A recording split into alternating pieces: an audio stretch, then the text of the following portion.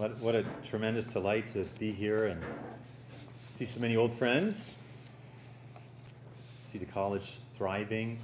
It's great to be at Mass today and hear that splendid charge in the homily to make our learning serve the life of charity.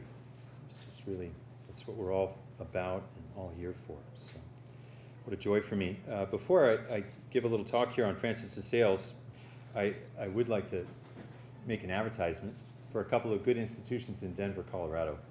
There's some information about them right behind Mrs. O'Donnell on the table with the white tablecloth in the back of the room. There's a brochure about Christ in the City missionaries. What Christ in the City is a chance for people your age, the students' age, recent graduates, or you can take a year off from undergraduate, to spend a year, as my son put it recently, hanging out with hobos. My son's 15, so that appealed to him.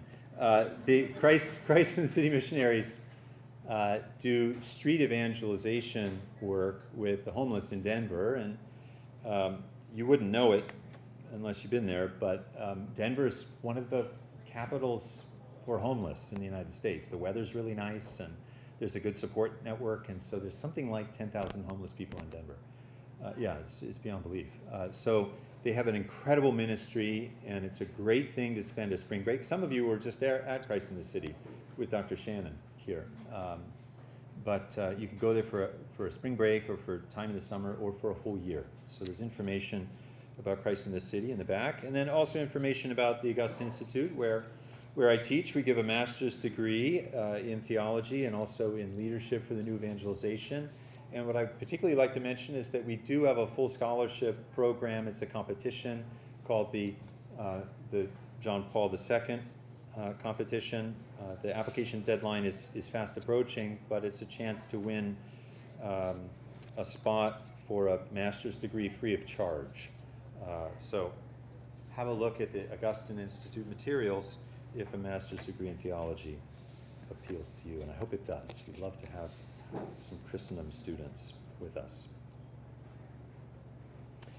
So my talk is entitled Charity's Burning Lamp, St. Francis de Sales and the Renewal of the Catholic Mind. O God, how weary, stale, flat, and unprofitable seem to me all the uses of this world. Fie on it, O fie! 'Tis an unweeded garden that grows to seed. Things rank and gross in nature possess it. This cry of confusion and despair from Shakespeare's Prince Hamlet captures the mood of an entire era. In Europe, the turn of the 17th century was a time of deep and widespread anxiety. The transformations wrought by the new cultural forms of the Renaissance and the new theological ideas and ways of Christian life brought by the Protestant Reformation were ground-shaking and seemingly permanent. Of the same generation as Hamlet, but of a very different cast of mind, was the saint whose response to these challenges was arguably the most insightful and effective, Francis de Sales. To a Christendom wearied by struggle and bewildered by rapid change, he brought the calm, steady determination of the gospel. The challenges that we face today are much like those he confronted. The burning lamp of his charity can be a beacon to guide us through the labyrinth of secularist society and the labors of the new evangelization. In an attempt to learn from his example and teaching, we will first take stock of the challenges his generation faced, then look at his apostolic life and labors, and finally reflect upon those aspects of his teaching that seem most likely to profit us today.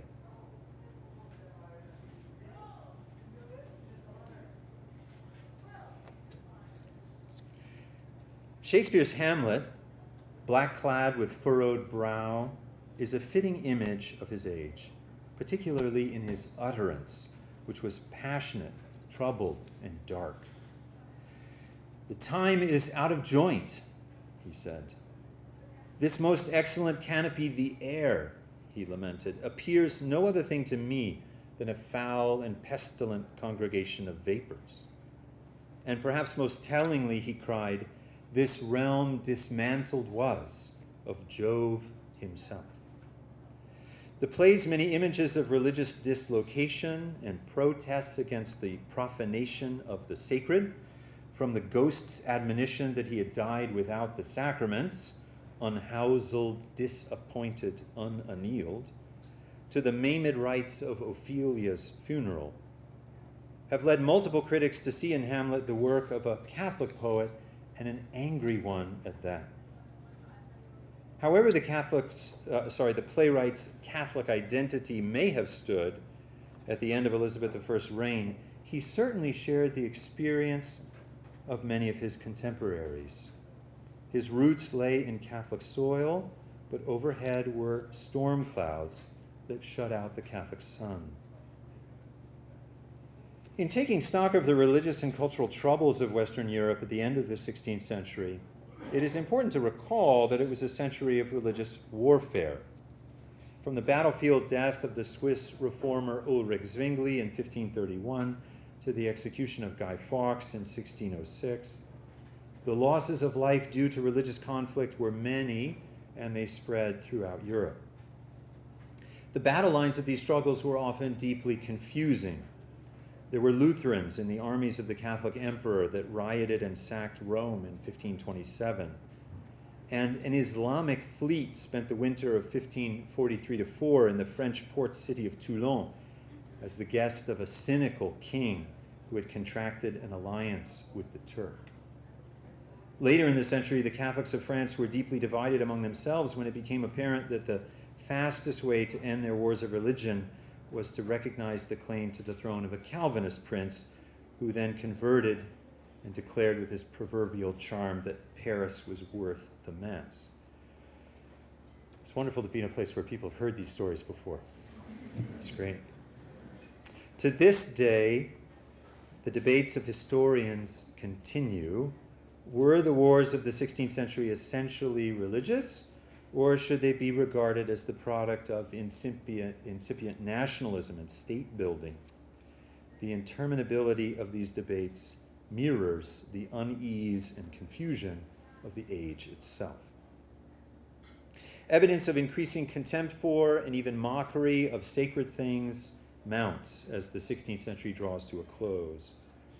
From the University of Cambridge in 1576, one student complained that while Aristotle was much named but little read, in his place Machiavelli was thought a great man.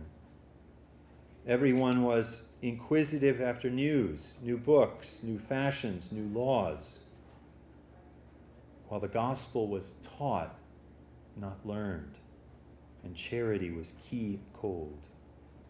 In Germany, a poet wrote in 1588, "These are the last and worst times which have come upon the world, times in which all faith has decayed, love has grown cold, and all manner of insolence, scandal, vice, and contempt of the divine word have increased."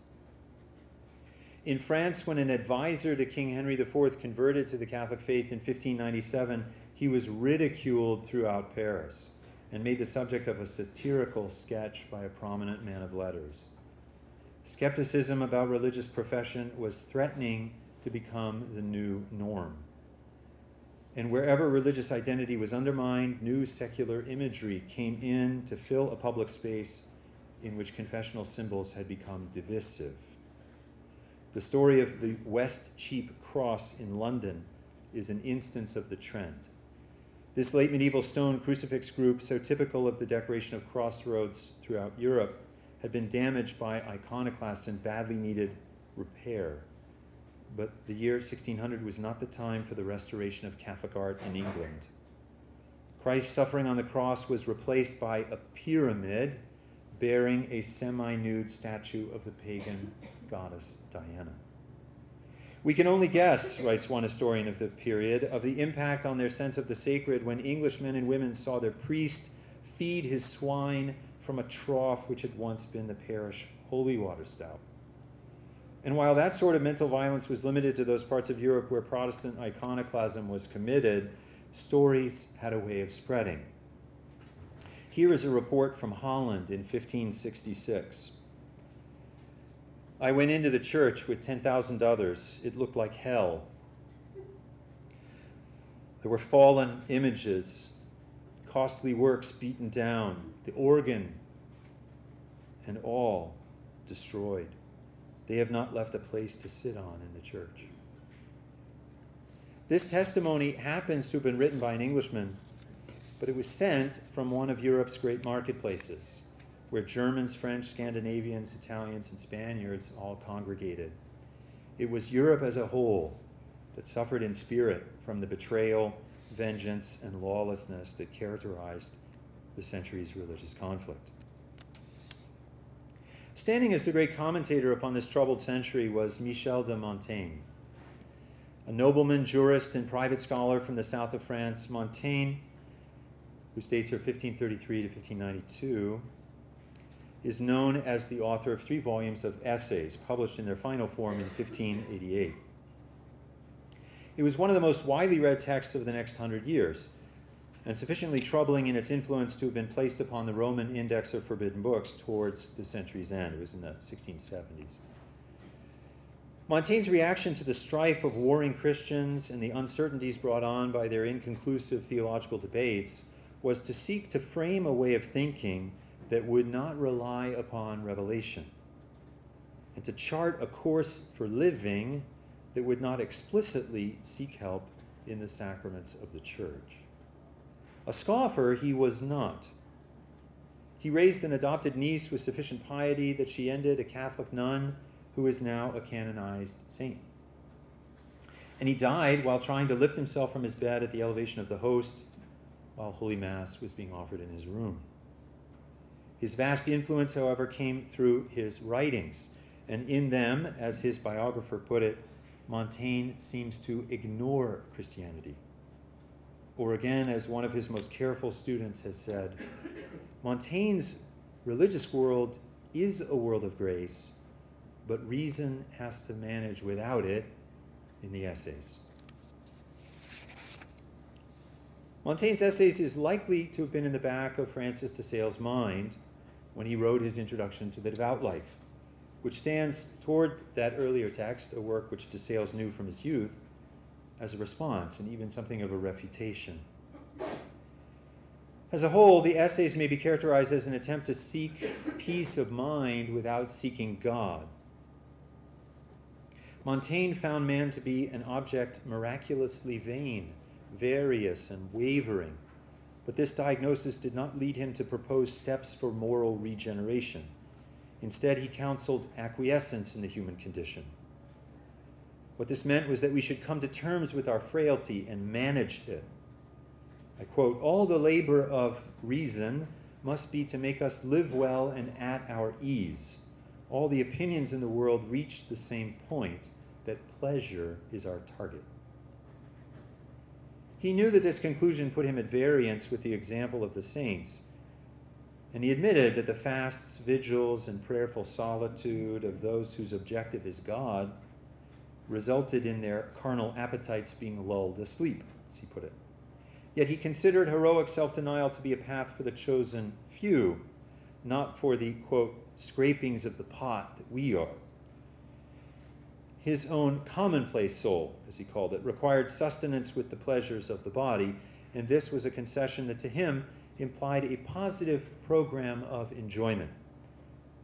We must cling tooth and claw, he said, to the use of the pleasures of this life which the advancing years one after another rip from our grasp. To Montaigne, the task of life was not for reason to conquer the unruly passions through a determined struggle, but instead for it to win, quote, order and tranquility for the conduct of our life by brokering a truce between virtue and the passions. It is an accomplishment, he said, absolute and as it were godlike, to know how to enjoy our being as we ought. The most beautiful lives to my liking are those which conform to the common measure, human and ordinate, without miracles and without rapture. There is a certain sorrowfulness to Montaigne's tone, just as there is to his doctrine. It was the voice of one who had been unsettled by the new things of the 16th century. Shakespeare had his Prince Hamlet returned to Denmark from studies in Luther's Wittenberg. But as Father Peter Millward has argued, Hamlet, quote, might equally well have come from Bordeaux, that is, from Montaigne's study. To Hamlet and to many in that troubled age, the Christian faith had been rendered problematic. While still generally held to be true, it had become an equivocal guide to life. And some thought that the best way forward was to adopt Montaigne's stratagem of making a distinction between the man and the Christian and a separation between religion and life. To us, looking back from our secular age, Montaigne's stance appears as a first step toward the rejection of the Christian faith altogether. The young Francis de Sales seems to have had a similar judgment of it. He was very conscious both of man's infirmity and of God's majesty, and he was a man of deep, almost instinctual balance and good sense. To him, the compartmentalization of life that Montaigne displayed and advocated was unattractive and unimaginable. For de Sales, there was but one end to be sought in life, the love of God.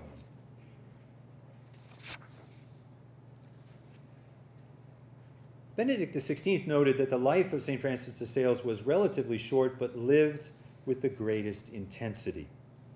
He was born in 1567, the eldest son of a provincial nobleman who lived in the foothills of the Alps, west of Lyon in what is today a part of France, but was then located in the Grand Duchy of Savoy.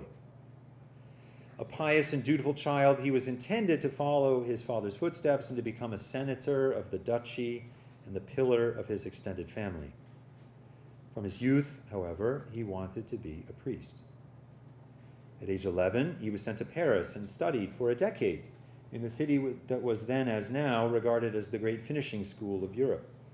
But his lessons in swordplay and dance, liberal arts, and gentlemanly manners he held in lower esteem than those in divine science. He used his scant free time to attend theological lectures, like you all here today. It's good. And to pore over the theology class notes taken by his tutor and mentor. I don't recommend that. That's not a good idea. Who was himself already studying for holy orders. So serious were the young Francis's reflections that they took him to the very brink of a crisis of faith. In his 20th year, face to face with the doctrine of predestination, he was tempted to despair about his ultimate fate. A timely trip to a local church and a heartfelt memorare set in front of a statue of Our Lady changed his life and permanently. His mature doctrine would include a pronounced trust in God's mercy in Jesus Christ. Yet the episode did not quench his desire to study theology. Shortly afterwards, he composed a prayer dedicating himself to learn and to teach the saving doctrine of the gospel. Okay, this is Francis de Sales at your age. This is a line from a prayer he wrote. Prostrate at the feet of Saints Augustine and Thomas, I am ready to ignore everything in order to know him who is the wisdom of the Father, Christ crucified. That's how saints are made. From Paris, the young de Sales went to Padua to study law at his father's behest, completing a dual degree in canon and civil law in 1591.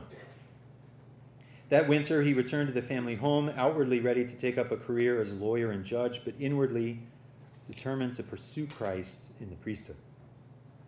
His father obtained for him a suitable legal post and even found him a bride. But Francis was determined in his purpose, and he eventually persuaded his father that he must be allowed to answer God's call. The balance was tipped when Francis was asked to take the office of provost of the cathedral chapter, a post significant enough to assure his father that his son's talent and station would not be thrown away by the church. Francis de Sales was a priest for only 8 years before his elevation to the episcopacy, but they were years of extraordinary zeal and achievement. Later in life, he testified that at his first Holy Mass in December of 1593, quote, "God took possession of my soul in an inexplicable manner." Within a few days, he made his first speech as head of the cathedral chapter, laying down a program for intense missionary activity. This is what he said to the assembled priests of his diocese. "We must take back Geneva." Okay, this is a little bit like saying, "We must take back Manhattan or Berkeley." Okay, and this is just, what are you talking about? Okay.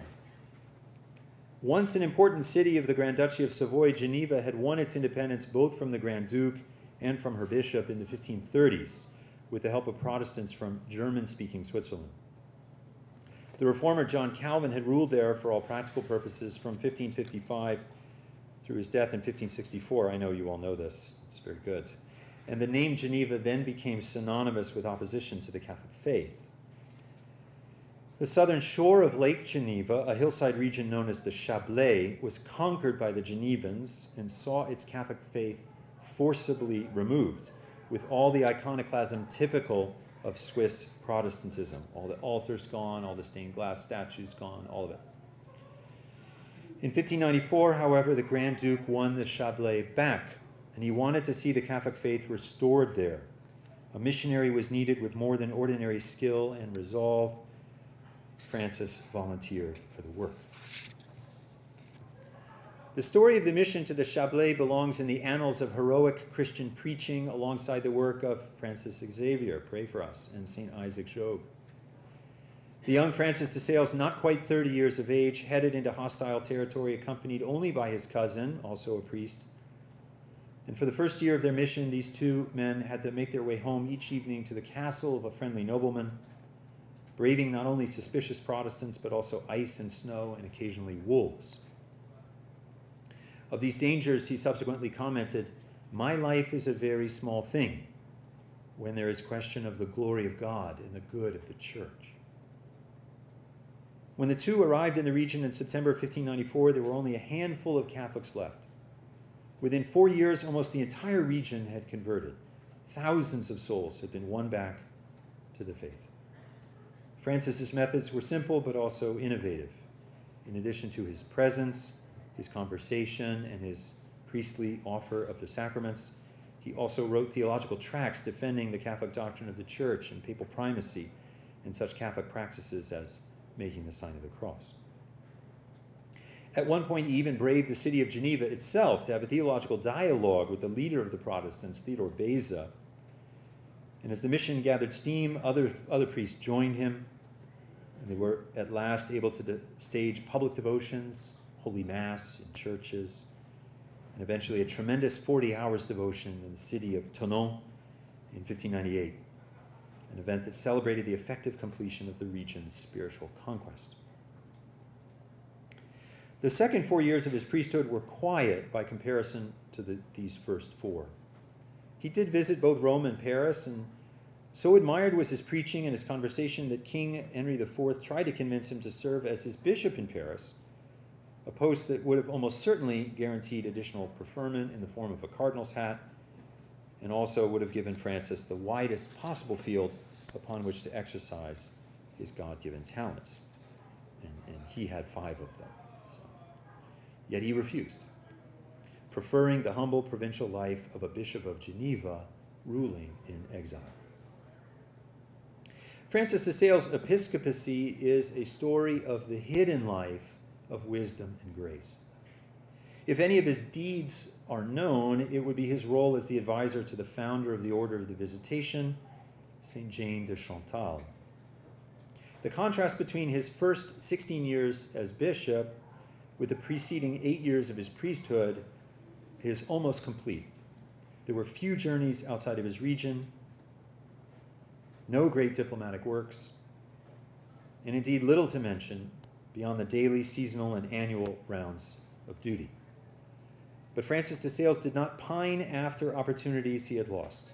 Rather, he warmly embraced the ordinary tasks set in front of him, visiting the parishes of his diocese and attending to their affairs and to the needs of the poor, while maintaining a simple life with hardly any of the customary trappings of luxury or rank.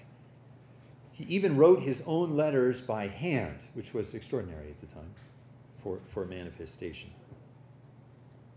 As many as 20 in a single day. From that patient and generous work, God brought forth extraordinary fruit. For Francis de Sales was unstinting in his gift of friendship, and he was a spendthrift with his time when it came to the priestly task of consoling and directing souls. To one of his regular correspondents, he sent a collection of spiritual exercises. When she showed it to another priest, the result was a bold request that de Sales publish it for the good of souls. Thus came to the light of day one of the most widely read spiritual books of all time, the Introduction to the Devout Life. The work was first printed in December 1608, that's how we ought to think about the Introduction to the Devout Life. Okay. That's the My Providence right there. The work was printed when the author was 41 years old. Reading that text today, one can only wonder at that fact. The wisdom and the learning contained in the volume are such as would make an aged monk green with envy. We will now consider its teaching as a response to the world weariness of the essayist Montaigne and to the anxiety of the age of the Reformation.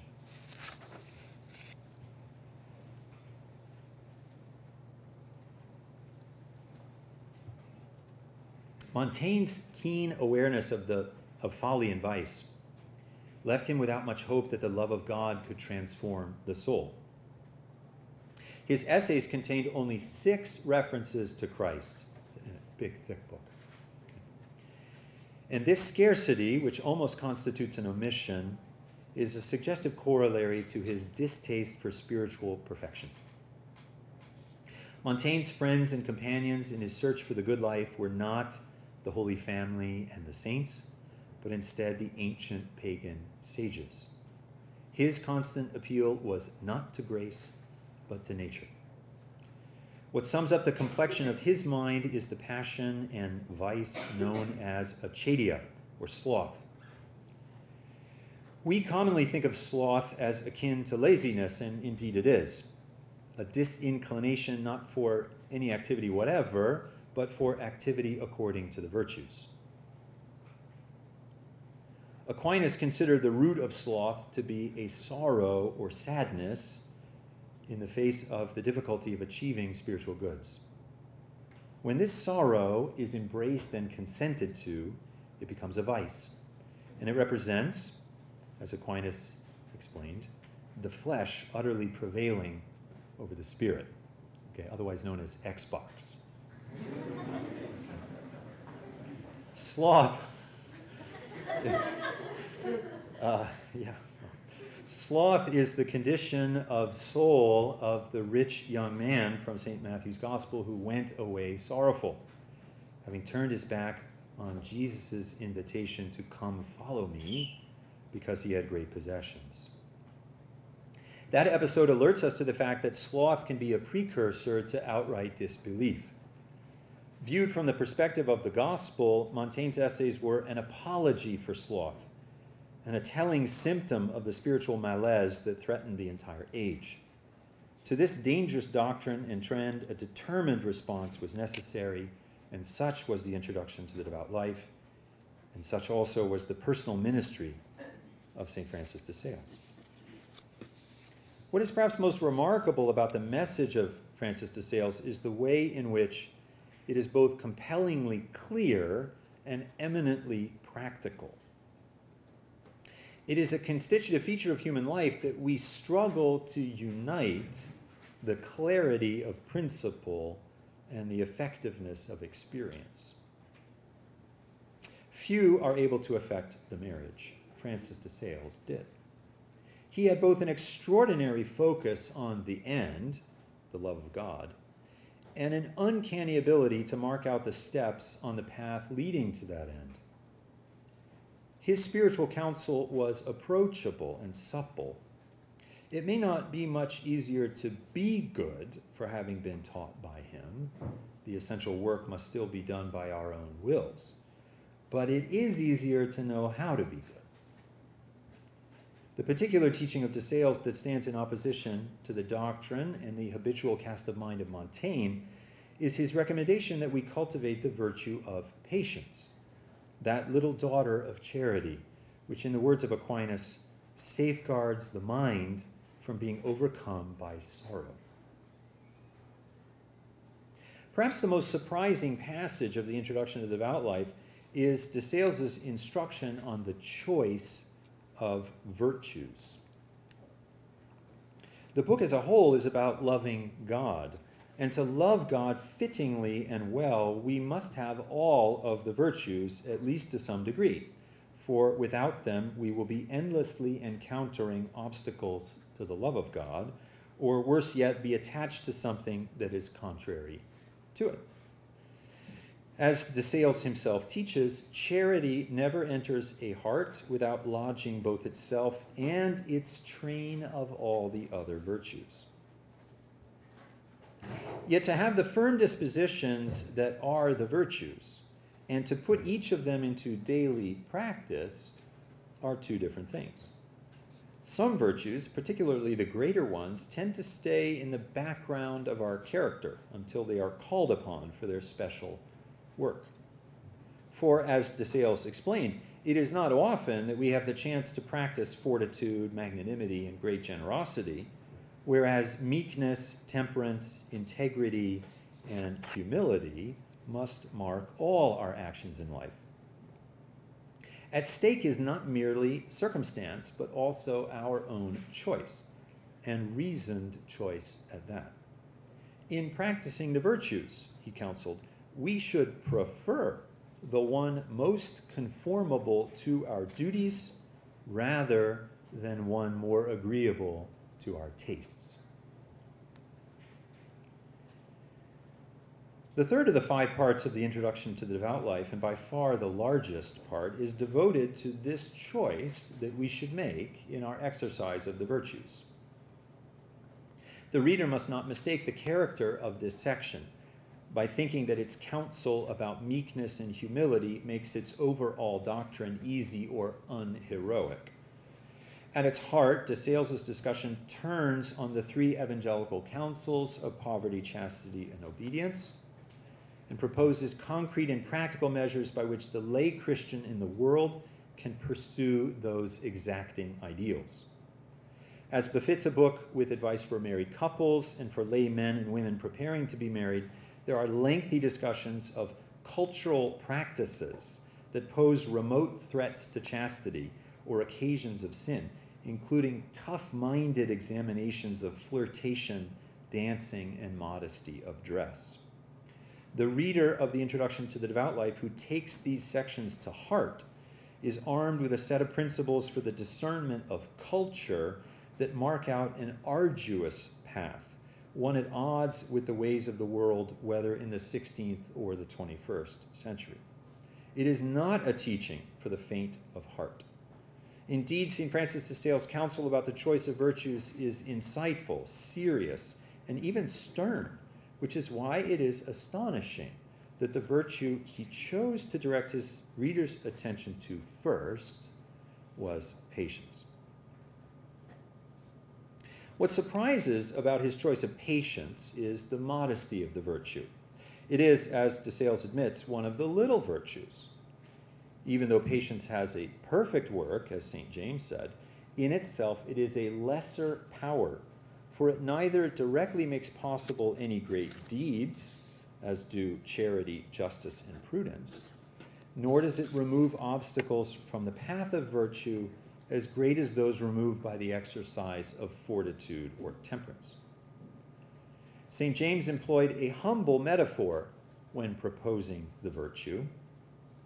This is James 5, verses 7 to 8. I probably shouldn't have favorite passages in the Bible, but I can't help but do so. The farmer waits for the precious fruit of the earth, being patient over it until it receives the early and the late rain. You also be patient. Establish your hearts, for the coming of the Lord is at hand. Isn't that great? The apostles' phrase, establish your hearts, captures what patience does for the soul. As Aquinas explained, patience removes by its root the passions that are evoked by hardships and disturb the soul. Those were roots that de Sales knew well, for he was a careful, even meticulous cultivator of souls. One of the keys to understanding his teaching about patience is found in his discussion of anxiety, which he identified as the greatest evil that can happen to a soul other than actual sin. He explained how anxiety cuts Christian life at its roots. If our heart is inwardly troubled and disturbed, it loses both the strength necessary to maintain the virtues it had acquired and the means to resist the temptations of the enemy. Close quotation. Patience is a kind of foundation for the life of virtue and devotion because it is an habitual strength of mind in the face of annoyance and suffering. For the Christian who has been able to escape habits of sin, one of the first steps on the path to sanctity is to build a solid disposition of patience. Opportunities to exercise the virtue, together with its close neighbors' perseverance and constancy, are rarely wanting. It is in de Sales' letters of spiritual direction that the application of this doctrine may be seen to great effect. He wrote thousands of such letters during his 2 decades as Bishop of Geneva. Of the many hundreds that survive, some were written to religious sisters, Jeanne de Chantal and others, some to priests, and others to lay men and women in the world. No matter his correspondent, the saint always spoke in the same voice, direct, unpretentious, and above all, warm. Again and again, he counseled his friends to find their joy in spiritual things, to look to the saints for inspiration, to strive to maintain a loving attentiveness to God, and to keep in their minds concrete images of Jesus. Kneeling in the Garden of Gethsemane, displaying his wounds, stretching out a helping hand, and above all, hanging on the cross. Throughout these letters, the virtues he most frequently turns to are the 3 modest manifestations of the great virtue of fortitude, perseverance, constancy, and patience. All 3 virtues are dispositions to carry burdens well. Perseverance and constancy are twins that regard lengthy works, with perseverance being the disposition to endure the pain of the work itself, and constancy the determination to stick to the task in the face of temptations to abandon it in favor of other ends. Patience is a more general virtue of suffering well, but as Aquinas points out, it does have as its special task the bearing of pains caused by other persons. As he taught his correspondents how to live these virtues, de Sales' counsel was always practical and encouraging. To a correspondent frustrated because her daily duties kept interrupting her intended scheme of devotions, de Sales wrote with gentle but firm words that adjusted her perspective. God wants you to serve him as you are, and by the exercises and virtuous deeds that accord with your state in life. And in addition to persuading yourself of this truth, you must also make yourself to love your state in life and its duties, and to love them tenderly, for the sake of the one who has willed it thus. To other friends, he sent similar counsel. Constancy requires, quote, that our hearts be where our treasure is, and that we should live in heaven. And while on this pilgrim journey, we must, quote, walk firmly in the way in which the providence of God has placed us, without looking either to the right or to the left. To walk in friendship with God is not the work of a day, but of a lifetime, which is why we must, quote, begin again every day, remembering that there is no better path to success in the spiritual life than always to begin again and never to think that you have done enough. Close quotation. The great obstacle in this attempt is, of course, our own weakness. Yet perseverance itself requires that we have a certain disregard for our shortcomings and maintain our confidence in the Lord. God will hold you in his hand, the saint wrote, and if he lets you stumble, it will be only so that you realize that you would collapse entirely if he did not hold you, and thus to make you tighten your grip on his hand. The appeal to the imagination was characteristic of de Sales' spirituality. He was much indebted to the Jesuits in that regard. And when attempting to shore up the patience of his friends, he typically asked them to bring to mind some moment in the life of Jesus. To a friend suffering from fear, he wrote, "Be firm in your resolutions. Stay in the boat. Let the storm come. While Jesus lives, you will not die." To one suffering from depression, he employed stronger medicine. Continue to embrace our crucified Lord and give him your heart and consecrate your mind to him with your affections just as they are. And to one who had complained of bitter suffering, he used the very strongest medicine.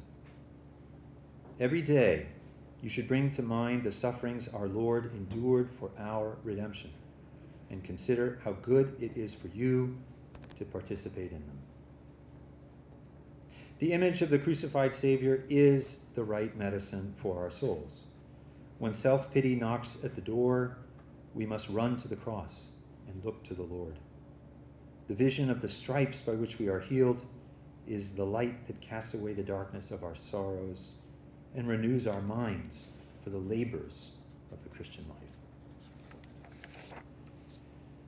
The troubled age of Hamlet and Montaigne was much like our own. It has now been several decades since North Americans could convince themselves that they lived in a tolerably peaceful and well-ordered society. As sociologist James Davison Hunter said over 20 years ago, our public life is defined by conflict, by the struggle between the opposing moral visions at the heart of the culture war. The trials and tribulations experienced by Christians today are not likely to lessen in our lifetime, and it is a very real threat that some will respond to this wearying struggle by giving in to pessimism and disgust. St. Francis de Sales helped his age to weather a similar storm, and he can help us as well.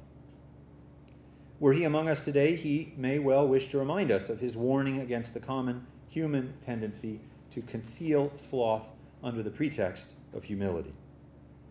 Those who succumb to such a temptation excuse themselves from, quote, aspiring to the grace to which God's mercy calls them on the pretext of their own inadequacy. But the truly humble person will dismiss this temptation and, quote, be all the more courageous because he recognizes his own impotence and places his whole trust in God. The wise and good bishop knew that for most of us, the life of charity is made up of daily victories in which we practice the little creaturely virtues that spring from a humble trust in God's providence. What is needed to rekindle the flame of our charity, he tells us, is a courage that is a little more vigorous and resolute. Thank you for your attention.